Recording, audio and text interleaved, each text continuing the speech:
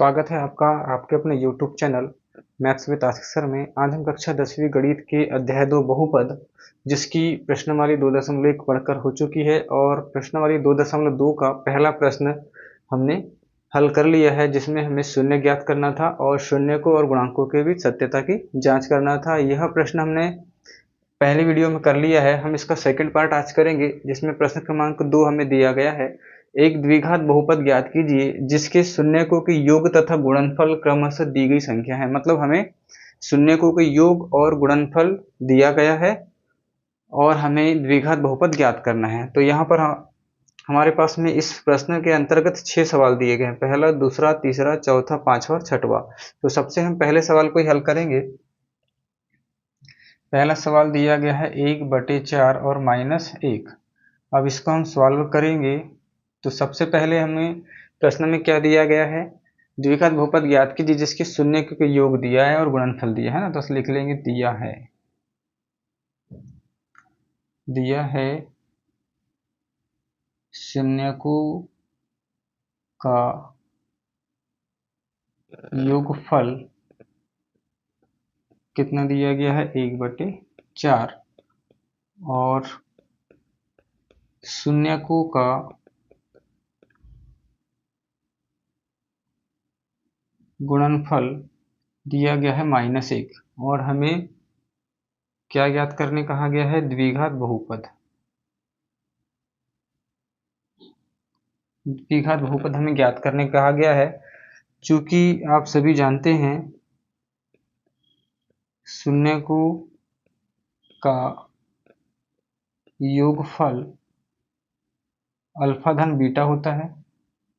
Alpha धन beta, इसका मान हमें कितना दिया गया है 1/4 और अल्फा धन बीटा बराबर क्या होता है -b/a।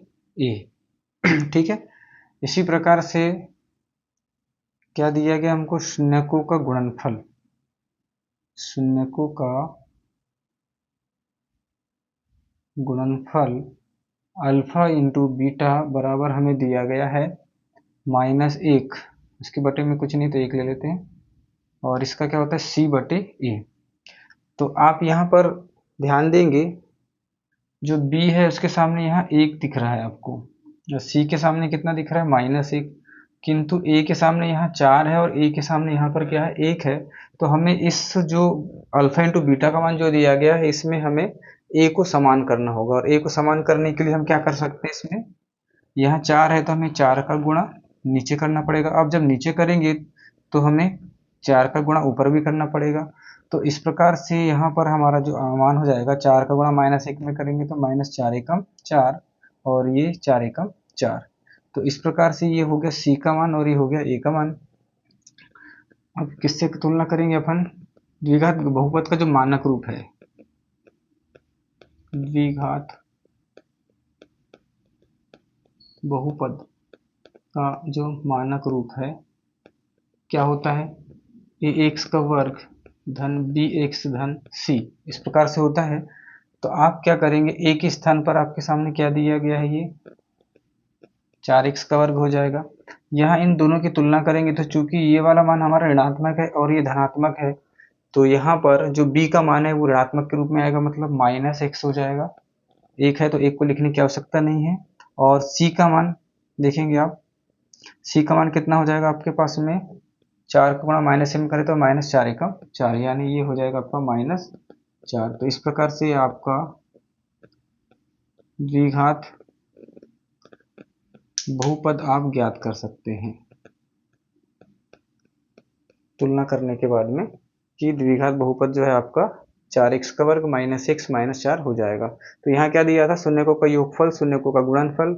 आपको पता है शून्यकों का योगफल अल्फा धन बीटा बराबर 1/4 होता है और शून्यकों का गुणनफल अल्फा इंटू बीटा बराबर क्या होता है, माइनस, यहाँ पर दिया गया था c/a होता है तो -1 यहाँ 1। तो यहाँ चूंकि a को हमें समान करना था तो यहाँ 4 है, इसको भी हमने समान करने के लिए अंश हर में 4 का गुणा कर दिया।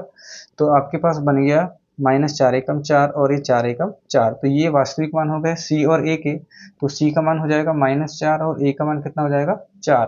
तो हम यहाँ पर इस द्विघात बहुपद का जो मानक रूप है इसे मान रख देंगे। तो a के स्थान पर हमने 4 रख दिया जो कि धनात्मक था। b के स्थान पर देखेंगे यहाँ तुलना करने पर तो ये ऋणात्मक है और ये धनात्मक है, तो जब हम दोनों पक्षों में ऋण का गुणा करेंगे तो ये धनात्मक हो जाएगा और ये ऋणात्मक है, इसलिए यहाँ पर क्या आ जाएगा -x आ जाएगा। और c का मान देखेंगे तो कितना है -4 है, तो इसलिए यहाँ पर क्या आ गया -4। इस प्रकार से हम यहाँ द्विघात बहुपद ज्ञात कर लेंगे।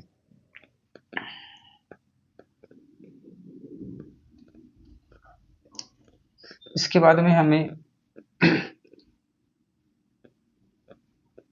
दूसरा प्रश्न हल करना है। दूसरा प्रश्न क्या दिया देखो, दूसरा प्रश्न आपके पास में दिया गया है कर्णी 2 और 1/3। ये सवाल का हल कर लिए अपन। दूसरा सवाल देखते हैं। तो यहाँ शून्यकों का योगफल कितना दिया गया, कर्णी 2 कितना दिया गया है इसमें, कर्णी 2, और शून्यकों का गुणनफल दिया गया 1/3। और हमसे क्या पूछा है उसने, द्विघात बहुपद। द्विघात बहुपद ज्ञात करने के लिए बोला है।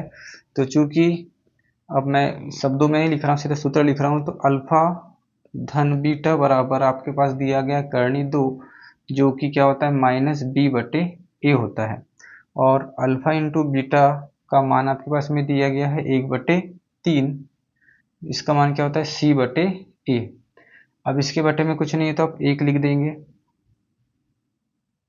यहाँ पर भी ध्यान से देखेंगे, ये जो है -b का मान यहाँ कंपेयर कर लेंगे b से, और यहाँ पर आप देखेंगे सबसे पहले आप a को देखेंगे तो a का मान यहाँ 1 दिख रहा है, a का मान यहाँ 3 दिख रहा है, दोनों मान अलग अलग दिख रहे हैं।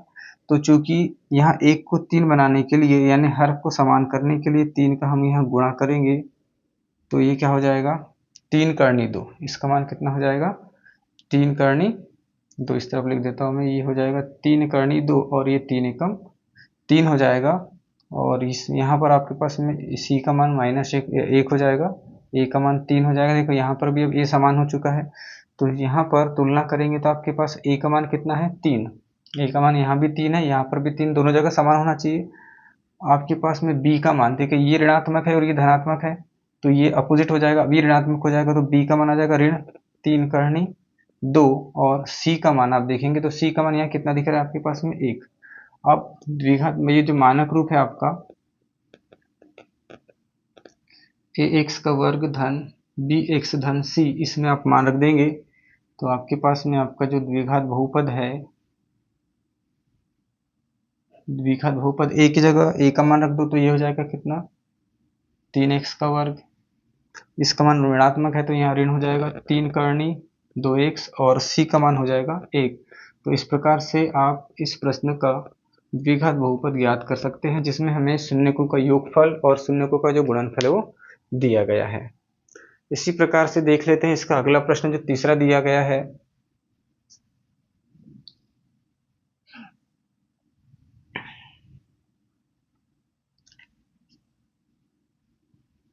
तीसरा प्रश्न आपके पास में दिया गया है 0 और कर्णी 5। 0 और कर्णी 5 दिया गया है, तो यहाँ पर आपने इसका मान रख देंगे 0 और इसका मान रख दिए कर्णी 5।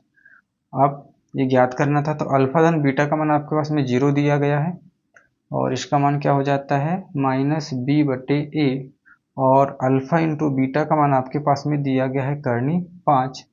इसका मान बराबर क्या हो जाता है c/a। तो यहाँ पर इसके बटे में भी कुछ नहीं तो 1 ले लेते हैं, इसके बटे में भी कुछ नहीं है तो 1 ले लेते हैं।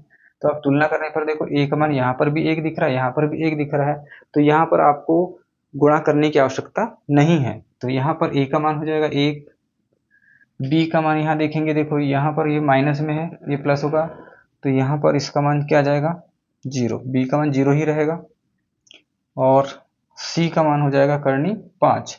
तो द्विघात बहुपद का जो है मानक रूप हमारे पास ये दिया गया, यहाँ पर a का मान रख देते हैं तो 1 यानी x का वर्ग हो जाएगा, b का मान नहीं है तो ये क्या हो गया आपके पास में 0x, और c का मान आपके पास में कितना दिया गया कर्णी 5 है ना। तो यहाँ पर आपका जो द्विघात बहुपद है,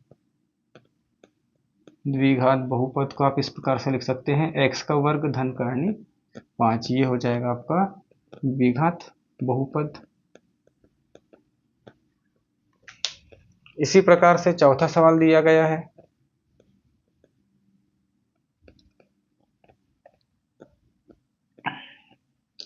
चौथा सवाल याद करते हैं इसका। चौथा सवाल हमें कितना दिया गया है 1 और 1 दिया गया, 1 और 1। तो यहाँ शून्यकों का योगफल 1 दिया है और गुणनफल भी कितना दिया गया 1। तो अल्फा धन बीटा का मान हो गया 1 बराबर क्या हो जाता है ये माइनस बी बटे ए, और अल्फा इंटू बीटा का मान भी 1 दिया है तो इसका मान क्या हो जाएगा सी बटे ए। तो यहाँ पर बटे में कुछ नहीं है तो 1, इसके बटे में भी कुछ नहीं है तो 1। अब यहाँ तुलना करेंगे तो तुलना करने पर आपको a बराबर यहाँ पर भी 1 है, यहाँ पर भी 1 है, तो a का मान 1 हो जाएगा। b का मान यहाँ ऋणात्मक है, यहाँ धनात्मक है, तो जब इसको दोनों पक्षों में ऋण का गुणा करेंगे तो ये धनात्मक है तो ये ऋणात्मक हो जाएगा, यानी b का मान कितना आ जाएगा -1, और c का मान भी कितना दिया गया है 1। अब जो मानक रूप है इसमें मान रख दो तो ये हो जाएगा आपका x का वर्ग, b का मान है तो ये -x, और c का मान कितना है 1। तो ये हो जाएगा आपका द्विघात बहुपद। इस प्रकार से इस सवाल से आप इसका द्विघात बहुपद ज्ञात कर सकते हैं। इसी प्रकार से पांचवा सवाल दिया गया है। पांचवा सवाल देख लेते हैं क्या किस प्रकार से बनाना है। पांचवें सवाल में आपको दिया गया है -1/4 और 1/4, तो शून्यकों का योगफल यहाँ हो गया आपका -1/4 और गुणनफल हो गया 1/4। अल्फा धन बीटा का मान हो गया आपके पास में -1/4, यानी क्या है -b/a, और अल्फा इंटू बीटा का मान दिया है 1/4, यानी ये हो गया c/a। अब यहाँ ध्यान देंगे a का मान 4 है, यहाँ पर भी a का मान 4 है, तो a बराबर कितना हो गया 4। b में देखो यहाँ पर भी ऋण है, यहाँ पर भी ऋण है, तो यहाँ पर b का मान धनात्मक आ जाएगा, मतलब कि कितना हो जाएगा 1 हो जाएगा, ऋण से ऋण कट जाएगा तो b का मान आ जाएगा 1, और c बराबर भी कितना हो जाएगा 1। अब जो मानक रूप है उसे मान रख देंगे फन,